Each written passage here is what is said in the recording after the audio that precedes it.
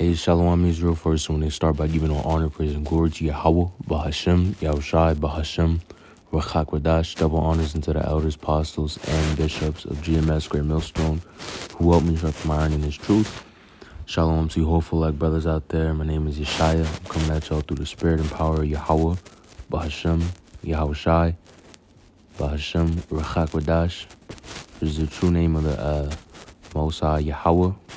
And His only begotten Son, Yahawashi, and Mashiach is the anointed, right? Just to clear all things, because, if we get closer to the end times, we know that the truth is going to be tampered with, and, you always want to make that clear who it is that we follow, and the true living power, which is Yahawah, bahasham, Yahawashi, right? So I'm going to be doing a video talking about Sirach, the 4th chapter. And in that chapter, it says basically force not the flow of the river, right? And as we know, the way rivers are developed and grow, it's grown by its waters, right? So I'm going to like show a little video right here, fair use, as the apostle says, fair use, how rivers grow, right? So let me start this real quick. I might just put it in double speed just so we get through. The den in one bank of a stream. Her tunnels make for a cozy home, but they also weaken the bank, which eventually begins to crumble and slump into the stream. Water rushes into the newly formed hollow, sweeping away loose dirt and making the hollow even hollower, which lets the water rush a little faster and sweep away a little more dirt, and so on and so on. As more of the stream's flow is diverted into the deepening hole on one bank and away from the other side of the channel, the flow there weakens and slows. And since slow-moving water can't carry... See?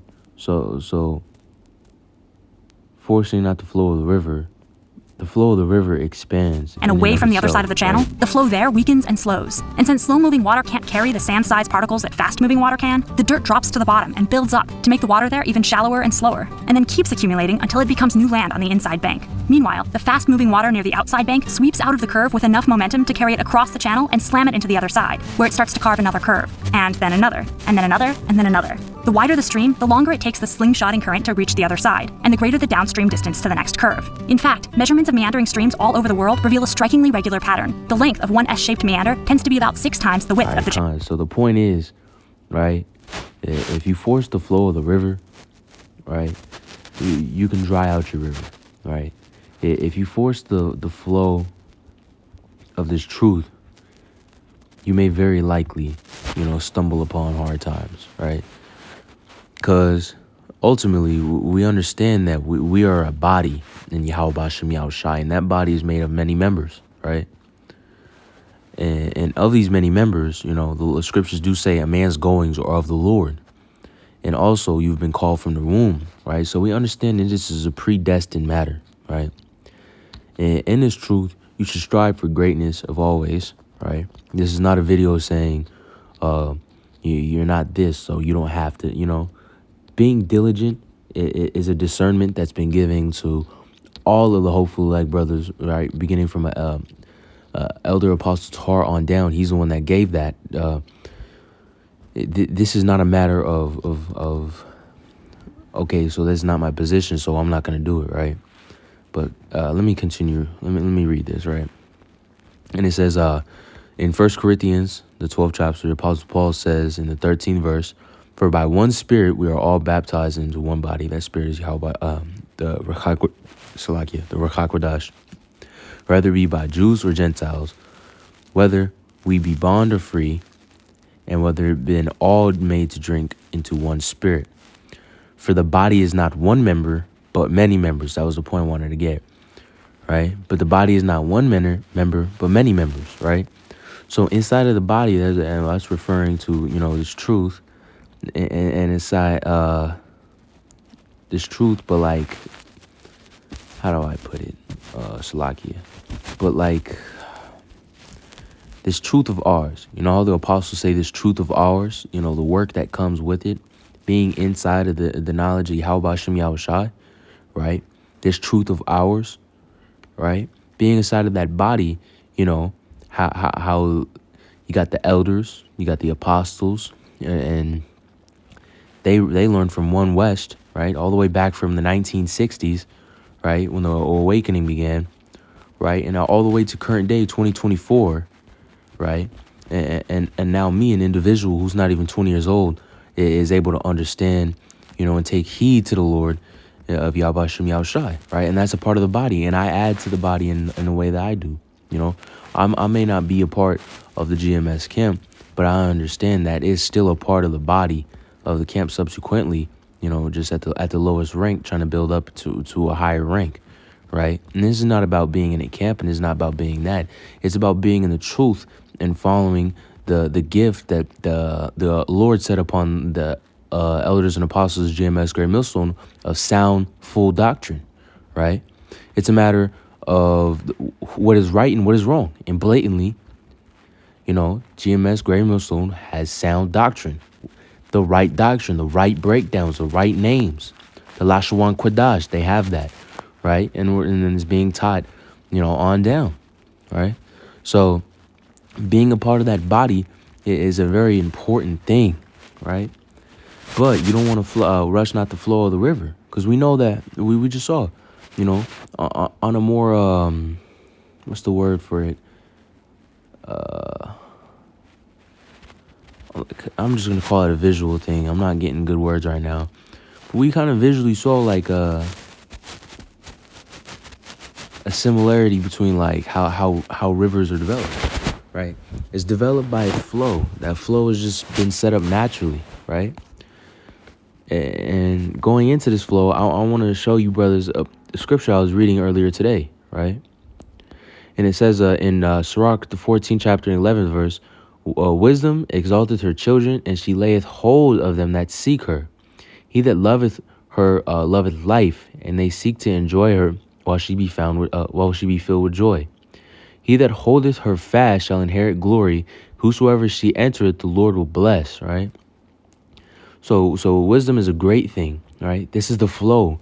I believe there's a scripture that says believing in the Lord or something along the lines is like a rivers flow into thee, right? Let me get it real quick.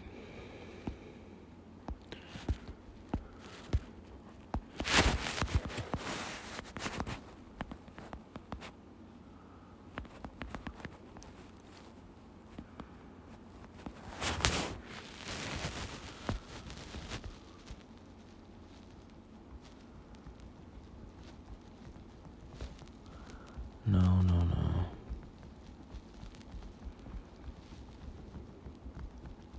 There it is. John 7:38. He that believeth on me, as the scripture has said, out of his belly shall flow rivers of living waters, right? That's personification of wisdom and knowledge, right? So wisdom and knowledge is a great thing. It's the only thing we have here in this flesh is the wisdom and knowledge of yahawashi, right? So reading on to the 14th verse. They that serve her shall minister to the Holy One, yahawashi, and to them that love her, the Lord doth love. Right, so this is a part of being and inheriting and being a part of this whole truth of ours, right? This is for its whole sake, right? But you can't force yourself into gaining wisdom, right? You have to get proved to do that. If you want to move up and if you want to understand more and do more, it has to come with a cost. You cannot force your river. If you try to force your river, you may end up drying it out. That's why a lot of brothers bring out the scripture of false balance is an abomination unto the Lord, right? So you might be extremely diligent, but if you're only diligent for a week, what does it matter, right? You're not able to endure a long stretch where things are miserable, right? You're only able to endure face value things, almost like how a woman is, right? How you're only able to endure, some shit that's just a little hard, but once it gets too hard, you got to give that shit up, right? But this truth is not, it is not about that, right? This truth is a condition. This truth is a battle. This truth ultimately is a war as well, a war against the flesh, a war against this world, right? And a strive, right? A mission to get out of this world through the salvation of yahawashi, right? But you cannot force those rivers. You cannot force the raka quadash to be given unto you, right? It has to be given through the grace and power of yahawah, bahasham, yahawashi, All right, and let's read. Sirach 4:17. For at the first she will walk by him by crooked ways and bring fear and dread upon him and torment him with her discipline until she may trust his soul and try him by her laws, right? So this is talking about wisdom, right? Personified as her, as she, right? Or not she, but her, you know? Her, I'm going to say her because I don't want any type of confusion here. Her will enter into you, right? But it comes at a cost of torment, right? You got to go through the thick to get to, or you got to go through the thick and thin, essentially, right?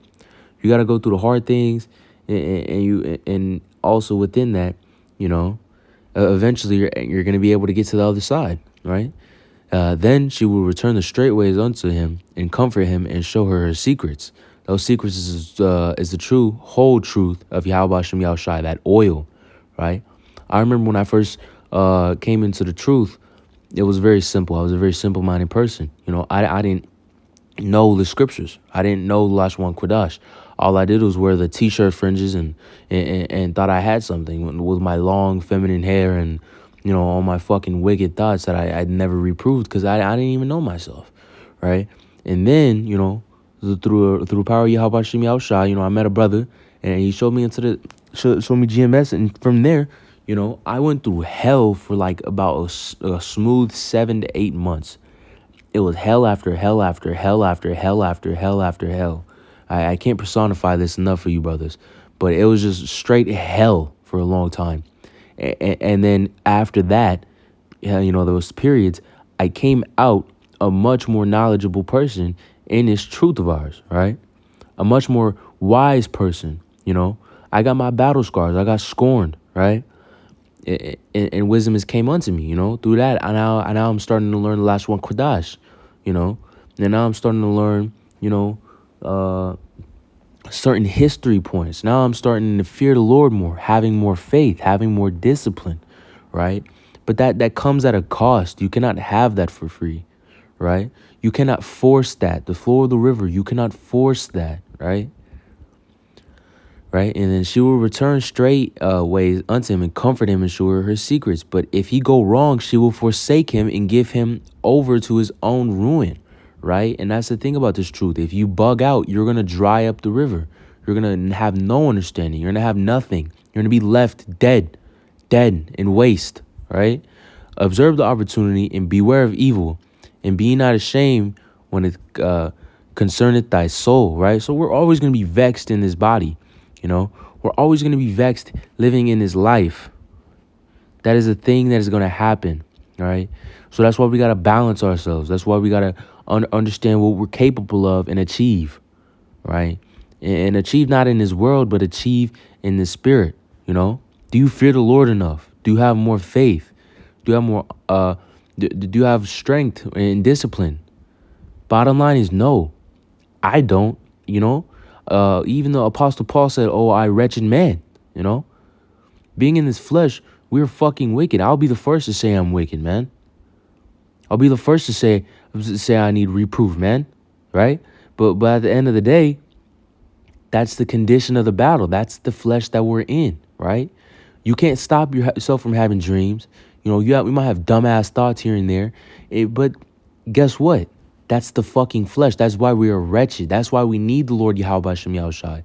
That's why his sacrifice will not go in vain. You know, that's why we practice that's why we rehearse the scriptures pursuing the Judges 5, the 5th chapter. Let me get it real quick, just because I don't want to just throw things out there. Judges, the 5th chapter, right? Rehearsing the righteous acts.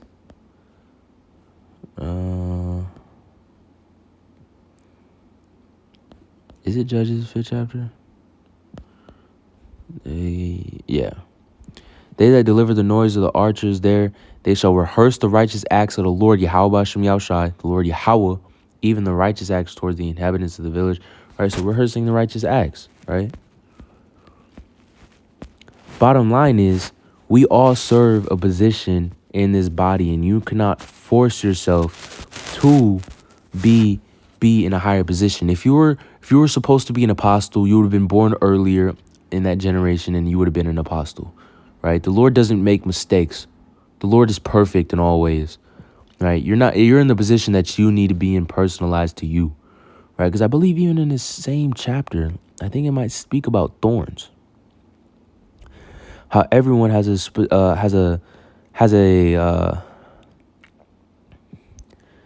specific thing made for them that they've been plucked by. Right? Because we all serve in this body, right? And every person has a personalized hell or a personalized something that they got to go through, right? And that's just how it is. You can't force that, and you can't do that. So there's no need to feel down about things, right? Just be more diligent. If you feel like you're not doing good, try to be better. I ask your brothers. You can lean on people. You could even put if any of you brothers, that aren't very in contact with people, you could even comment on this video right here, man. And you can get in touch with brothers that way, or me. It doesn't matter, right? Of course, people are going to be circumspect, but at the end of the day, right? But let me get this real quick. 2 Corinthians 12 chapter and 6 verse says, "For though I would desire the glory, I shall be a fool. For I would say the truth, but now I forbear, lest any man think of me above what you see me, but he had hurt." What the? That is not what I was trying to get. Nope. Where did the scripture about the thorn go? Infirmities, forbear, Oh, that was the next verse. "Unless I should be exalted above measure through the abundance of the revelations, there are given to me a thorn in the flesh, a messenger of Satan to buffet me, lest I should be exalted above measure," right? So we're all given a thorn that's meant to humble us, right? A thorn that's meant to just kind of be like a fucking, some sore that's in our ass at all points in time, And that's just it. So going back to the whole purpose of the video, you cannot force your way into more knowledge. You got to go through the shit that goes with it, the trying, the stress, just like how it said, they'll send torment, right? You got to go through the torment that comes with it, right? You got to go through all of that in order to receive more, right? So hopefully this was edifying. I pray that someone found value out of this. And lastly, I want to give all honor, praise, and glory to Yahawah, bahasham, yahawashi, bahasham, raka, quadash, shalom.